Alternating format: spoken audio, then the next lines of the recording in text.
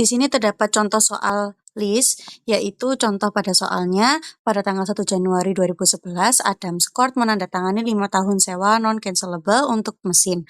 Untuk sewa ini, Adam Scott melakukan pembayaran tahunan sebesar 9.968 pada awal setiap tahun, dimulai tanggal 1 Januari 2011. Mesin ini memiliki estimasi masa manfaat 6 tahun dan nilai sisa tidak terjamin, yaitu 5.000. Adam Scott menghitung penyusutan dengan menggunakan metode garis lurus untuk sewa aset pabrik. Tingkat suku bunga pinjaman instrumental adalah 10% dan tingkat implisit lessor tidak diketahui. Lalu pertanyaannya, membuat jurnal yang dibutuhkan oleh Adam Scott sehubungan dengan sewa di atas sampai dengan tanggal 1 Januari 2012. Jadi di sini untuk pembayarannya terdapat 9.968. Lalu ada present value-nya sebesar 4,16986 dan sehingga kapitalisasinya sebesar 41.565,16. Itu dari perhitungan perkalian dari pembayaran dikali present value. Lalu di jurnal 1 Januari 2011 terdapat list equipment pada list liability sebesar 41.565,16. Lalu terdapat terdapat tabelnya dan jurnal pada 31 Desember 2011 ada depreciation expense pada accumulated depreciation sebesar 8.313. Itu dihasilkan dari 41.565 dibagi 5 dibagi tahun tadi. Lalu ada interest expense pada interest payable sebesar 3.159,70. Dari 41.565 dikurangi 9.968, lalu dikalikan dengan 0,1. Itu dari 10% yang tadi. Lalu di jurnal 1 Januari 2012 terdapat list liability sebesar 6.808, interest payable sebesar 3.160 pada kas sebesar 9.968. Perkenalkan, nama saya Vanessa Josie Francisca dengan NPM akhir 054. Di sini saya akan membahas atau memberikan contoh dari soal lessor, di mana Barney Crop merupakan perusahaan manufaktur yang membuat mobil box.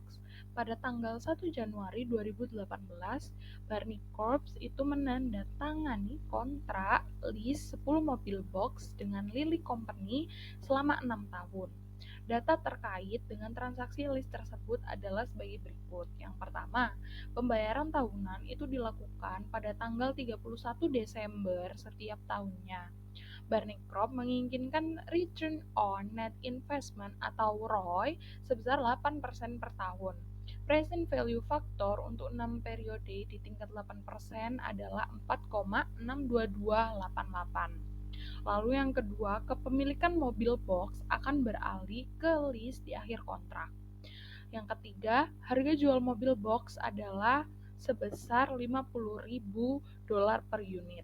Biaya produksi mobil box tersebut bagi Barney Crop adalah sebesar $45.000 per unit. Tiap mobil box diestimasikan memiliki masa pakai yaitu 9 tahun. Lalu yang keempat, Barney Corp yakin bahwa Lilly itu akan membayar sesuai kesepakatan selama masa kontrak. Nah, pertanyaannya yaitu yang pertama disuruh menghitung pembayaran lease tahunan, lalu yang kedua itu buat iuran yang dibutuhkan lessor untuk tahun 2018 dan 2019.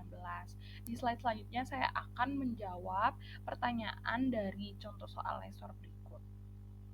Selanjutnya, penjelasan soal yang pertama yaitu disuruh menghitung pembayaran lease tahunan, di mana cara menghitungnya yaitu harga jual mobil boxnya kan sebesar $50.000 per unit.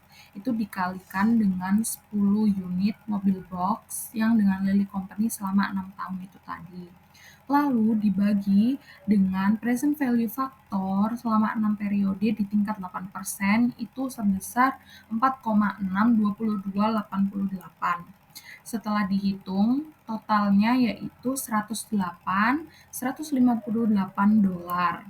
Lalu yang kedua, disuruh membuat jurnal yang dibutuhkan lesor pada tahun 2018 dan 2019. Di mana jurnal pada tanggal 1 Januari 2018 yaitu disuruh mencatat piutang sewa pada awal masa sewa, yaitu jurnalnya piutang sewa pembiayaan pada aset dan pendapatan pembiayaan tangguhan, di mana piutang sewa pembiayaannya yaitu sebesar $648.948. Nah, ini dari mana? Ini tuh dari ini tadi yang pertama disuruh menghitung pembayaran list tahunan yaitu sebesar $108.158 itu dikalikan 6 tahun atau 6 periode itu tadi. Lalu terdapat hasilnya yaitu ini $648.948. Nah, asetnya itu sebesar 500, sedangkan pendapatan pembiayaan tanggungan sebesar $148.948. Itu merupakan selisih dari 648.948 sama $500. Lalu yang kedua itu juga disuruh menjurnal pembayaran sewa pertama pada tanggal 31 Januari 2018. Jurnalnya yaitu kas pada piutang sewa pembiayaan sebesar 108.158 pada piutang sewa pembiayaan yaitu 108.158. Lalu yang ketiga itu disuruh menjurnal pengakuan pendapatan sewa pembiayaan pada tanggal 31 bulan Januari 2018 yaitu jurnalnya pendapatan pembiayaan tanggungan pada piutang sewa pembiayaan, di mana 31.347 ini didapat dari pendapatan bunga 8% itu tadi. Lalu yang terakhir, lalu selanjutnya pada tanggal 31 bulan 1 pada 2019 itu disuruh menjurnal pembayaran sewa kedua, di mana jurnalnya yaitu kas pada piutang sewa pembiayaan sebesar 108.158. Lalu yang terakhir itu pada tanggal 31 Januari 2019 juga itu disuruh menjurnal pengakuan pendapatan sewa pembiayaan, di mana jurnalnya yaitu pendapatan pembiayaan tangguhan pada piutang sewa pembiayaan sebesar 25,202. Nah, 25,202 ini tuh terdapat dari pendapatan bunga 8% pada tanggal 31 bulan Desember 2020. Sekian dari saya, selanjutnya akan dilanjutkan oleh rekan saya. Selanjutnya saya akan menjelaskan perbedaan dari lessor dan lisi.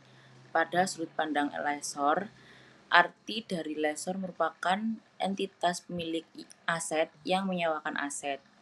Pada aspek kepemilikan aset, lessor merupakan entitas yang memiliki hak penuh atas hukum aset yang disewakan kepada penyewa atau lisi. Pada aspek kewajiban, lessor menerima pembayaran sewa yang dibayarkan oleh penyewa sesuai perjanjian yang telah disepakati. Contohnya, pemilik properti atau pemilik kendaraan. Oke, di sini selanjutnya saya akan menjelaskan mengenai perbedaan lisi dan lessor. Nah, di sini saya akan menjelaskan mengenai lisi sendiri. Nah, sebelumnya lessor sudah dijelaskan oleh rekan saya sebelumnya. Nah, di sini kita tetap sama akan ada 3 aspek mengenai perbedaan lisi dan lessor. Nah, untuk yang pertama yaitu aspek arti. Untuk lisi sendiri mungkin sudah gak asing sama lisi, yaitu lisi itu sebagai penyewa. Nah, untuk saya ulangi lagi, untuk lessor itu sebagai pemilik aset. Nah, di sini lisi itu merupakan suatu entitas yang menyewa aset dari pemilik aset. Jadi pemilik aset ini menyewakan barangnya ke suatu lembaga atau entitas. Jadi yang menyewa ini yang dinamakan dengan lisi. Yang kedua ada aspek kepemilikan aset. Nah, di dalam kepemilikan aset ini, lisi berhak menggunakan dan menikmati masa manfaat dari aset itu sendiri. namun dengan selama jangka waktu yang sudah ditetapkan dan sudah disepakati oleh kedua belah pihak, yaitu lisi dan lesor. Yang ketiga, untuk kewajiban. Nah, untuk kewajiban ini, lisi itu wajib membayar sewa atas aset yang telah disewanya itu kepada pemilik aset.